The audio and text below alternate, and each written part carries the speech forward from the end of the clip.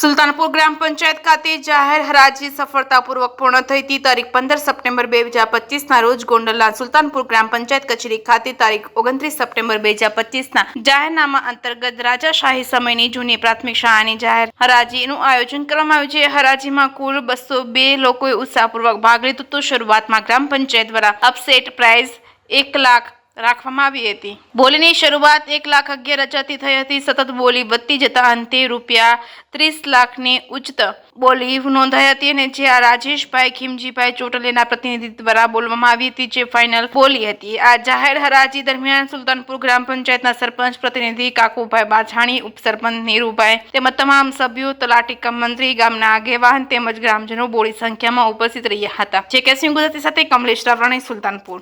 આજ રોજ તારીખ 15/9/2025ના રોજ સુલતાનપુર ગ્રામ પંચાયત કચેરી ખાતે જૂની પ્રાથમિક શાળા જે 100 વર્ષથી જૂની છે, ભગવતસિંહજીની યાદીવાળી, એ શાળાની હરાજી રાખવામાં આવેલી હતી।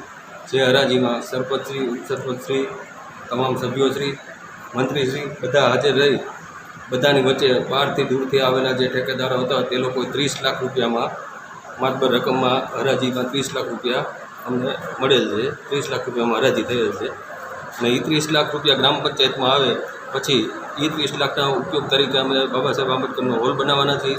બાકીના જે પૈસા વધે એને ગ્રામ પંચાયત અથવા દલિત સમાજના વિસ્તારમાં લગતા લોકોને પ્લોટિંગ આપવાના છીએ। બાકી વિકાસના કામમાં વાપરશું। તમામ ગ્રામજનોનો ખૂબ ખૂબ સાથ સહકાર મળ્યો। આજરોજ સુલતાનપુર ગામે જૂની પ્રાથમિક શાળાની હરાજીથી ગ્રામ પંચાયતે હરાજી કરેલ, તેમાં ઘણા લોકો પોતાની બોલી બોલેલા। એમાં અમે 30 લાખ સુધીની બોલી બોલી અને અમે આ મિલકત ખરીદેલી છે। અમે ગામ લોકોનો ખૂબ આભાર માનીએ છીએ અને હું પણ મારા મિત્ર વતી 30 લાખ રૂપિયા બોલ્યો હતો।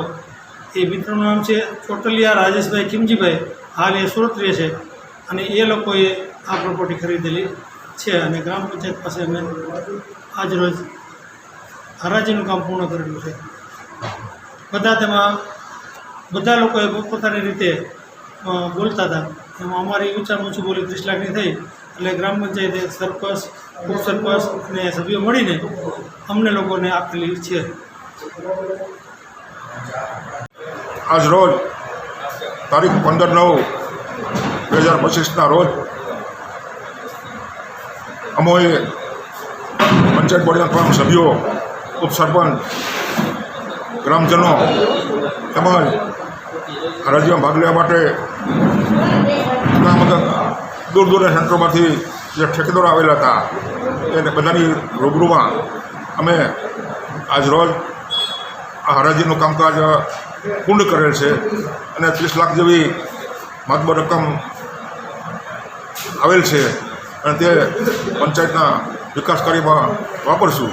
તેમજ હવે પછીની આ સ્કૂલની જે જગ્યા સપાટ થઈ જાય ત્યાર પછી અમારો પ્લાન એ વિસ્તારમાં આંબેડકર હોલ બનાવવાનો છે।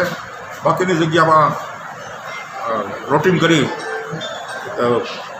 સમાજને ફાળવા માટે અમારી માગણી છે।